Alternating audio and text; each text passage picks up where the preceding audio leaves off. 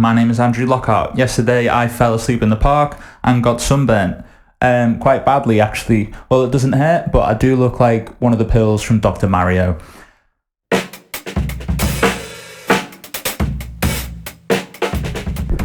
Bad Stubblefield, Lewis Cole, Jojo Mayer, Nate Smith, that woman from the Guinness Book of World Records with the really long fingernails. What have they all got in common?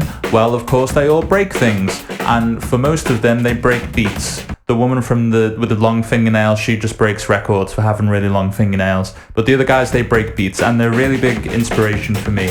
I want to talk about breakbeats today. I want to talk about improvising around breakbeats, or vamping, if you will, vamping with breakbeats. There are really two pillars to this sort of philosophy that I've started working with. Those two pillars are playing rudimentally and playing with phrasing, really being focused and very mindful of your phrasing. And that second one's the more important one.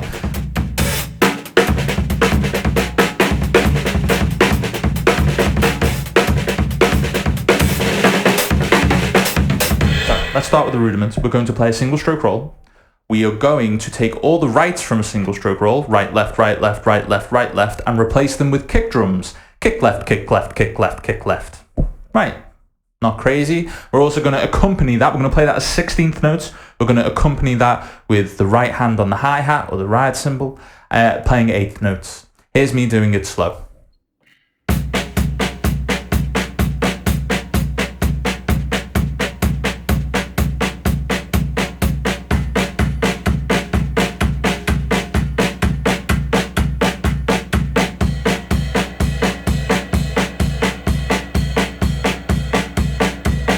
Okay, phrasing. This is the important bit, in my opinion. What we're going to do first is do a very, very simple phrase. We are going to do one bar of the groove, one bar of the rudiment. So we can think of this as groove and vamp. You know, the groove, the song, and then the solo. One bar of each. The groove, it just so happens today that I'm going to be playing an arm end break or something very close to an arm end break. It doesn't really matter what the groove is. Obviously, the big inspiration here has been breakbeats, so it probably should be a breakbeat, but which one exactly that is doesn't really matter too much, as long as it's not too difficult, because the focus isn't on playing a groove that's a little bit out of your skill range. The focus is the vamping and the phrasing, so we need to not distract from that. I'm doing an arm end break. If you don't know what an arm end break is, it's what I'm playing in this video. It's kind of self-explanatory, and you'll almost certainly recognize it when you hear it.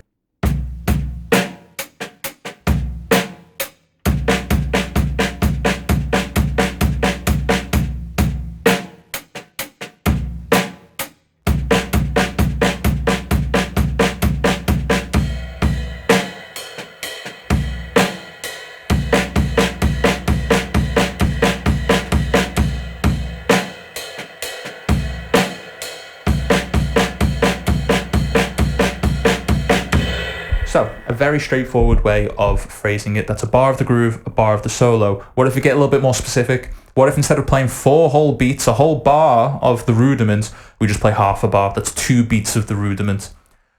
There's different ways we can do this, which we're about to look at. First off, what we're going to do, in the second bar, we're going to be playing beats 1 and 2 is going to be groove, beats 3 and 4 is going to be rudiment. So you end up with a bar and a half of the groove, and then just 2 beats of the rudiment.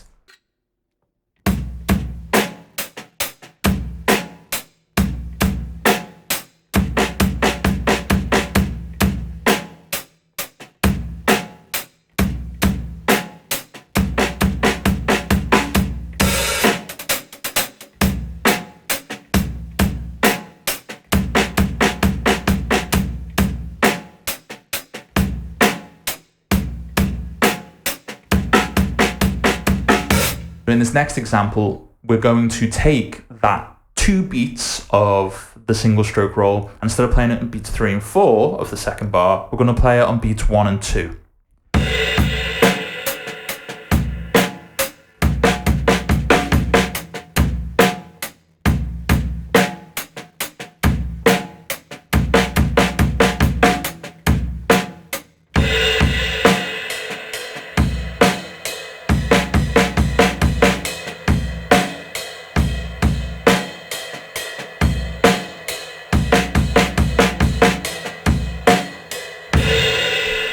be advised that there is no thematic or narrative reason for me to be stood next to my bike in this video.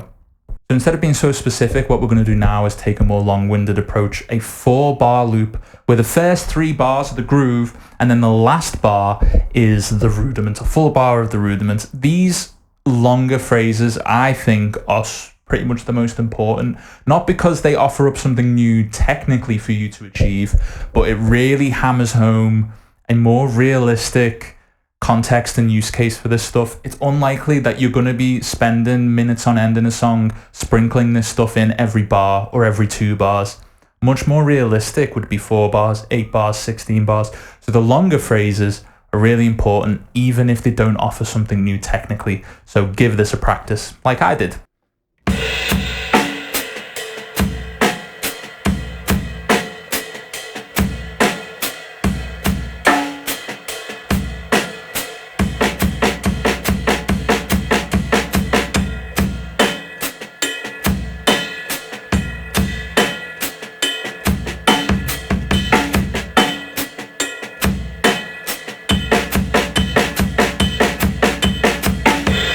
Okay, let's leave the single stroke roll behind for now, and we're going to move on to a second rudiment. We are going to look at a double stroke roll. Right, right, left, left, right, right, left, left. We're going to play that as 16th notes, but we're going to replace all of the rights with kick drums again. So it becomes kick, kick, left, left, kick, left, left, kick, left, left, continuously. We are going to play 8th notes on the hi-hat or the ride cymbal, and let's have the best time ever.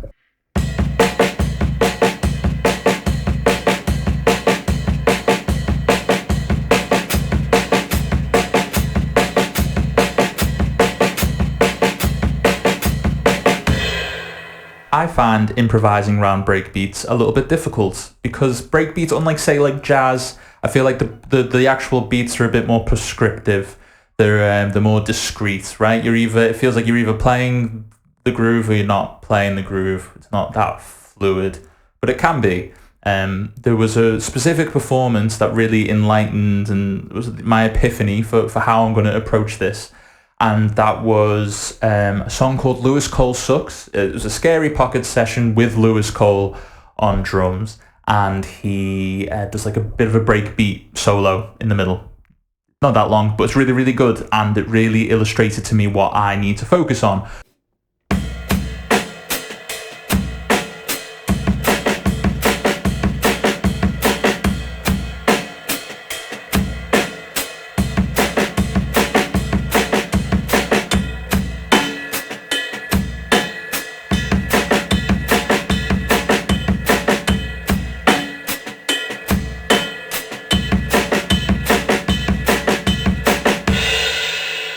You'll notice that I'm just starting to speed things up just a little bit.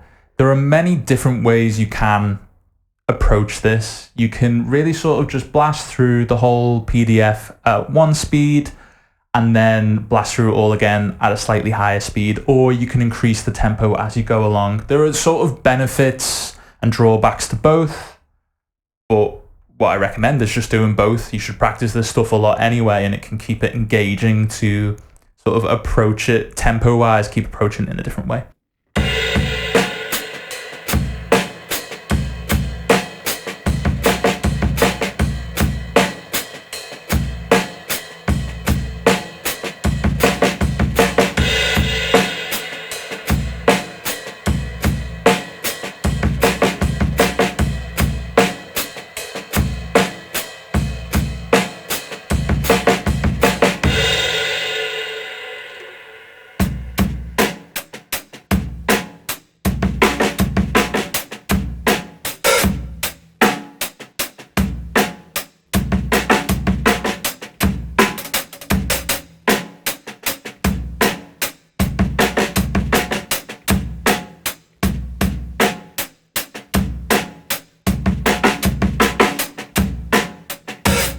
Whilst we're playing this slowly, it's worth thinking about some possible deviations that we can do with the hi-hat or ride cymbal hand. So, for example, something I've been focusing on a lot recently due to influences like Lewis Cole and J.D. Beck, a real modern thing really is being very monodynamic with the hi-hat and the ride cymbal, ding, ding, ding, ding, ding, ding, ding, ding. I guess it's more of that electronic influence coming through where it feels like just sort of like the same hi-hat or ride cymbal sample going off over and over again. I really dig that sound, so that's something I've been really focusing on and getting less of like a ding, ding, ding, ding, ding, ding, more of a ding, ding, ding, ding, ding, ding. I'd found that this was a really great space to start implement that into my playing. Variations with the ride bell, that's another useful one, putting the ride bell on the beat, the ride bell off the beat, that's another great one. So if there's anything you've been meaning to do with that hi-hat hand or that ride cymbal hand, now's a great time to try it out. Maybe nothing too crazy because, you know, we sort of can't focus on too many things at once, but it's worth noting.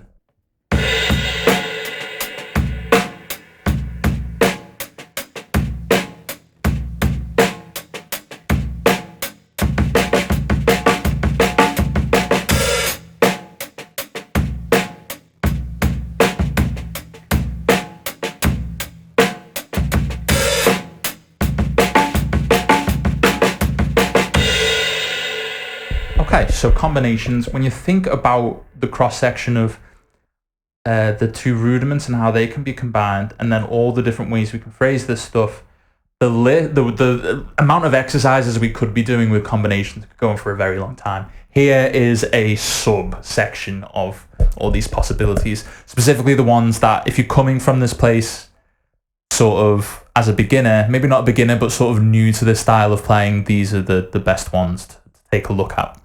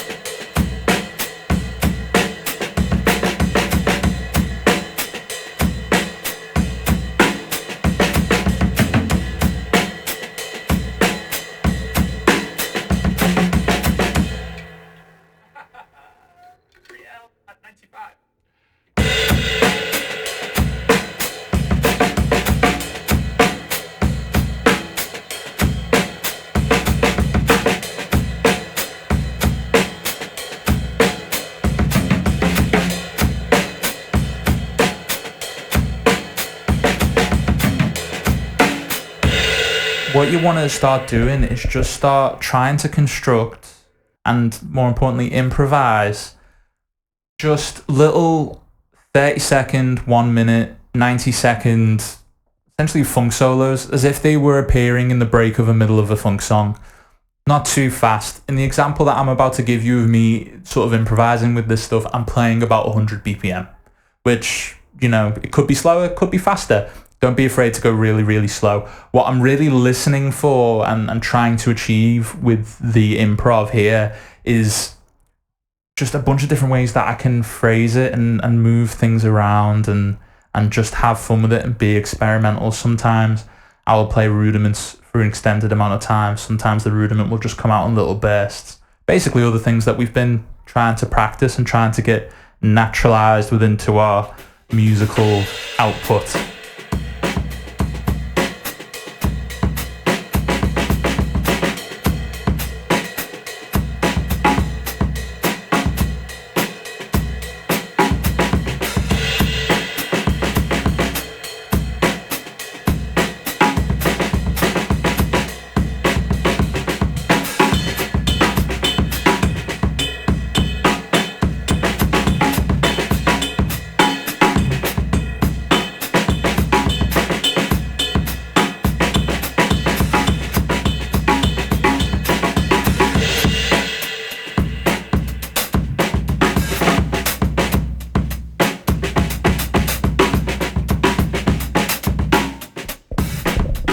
There is a link in the description with all of these exercises transcribed exactly on a PDF, which you can download for free. And I want you to download it for free, and I want you to go work on this stuff. If this stuff is useful to you, please tell me about it in the comments, because right now I'm talking into the void. I don't know if anyone is going to watch this or use this PDF or any of these exercises like that. So please tell me if you do. I would be so thrilled if you could do that. If you get loads of mileage out of it and you've got just a little bit of spare change kicking around in that bank account, can donate a little bit of money on the page that you get the PDF from. Totally not necessary, but if you want to just say thank you, that's fine. But don't feel, there is no paywall to this. I want you to work on this stuff free of charge, but you can also show your appreciation. That would be nice. I'm not going to starve or anything if you don't, so just get good at the drums and let me help you do that.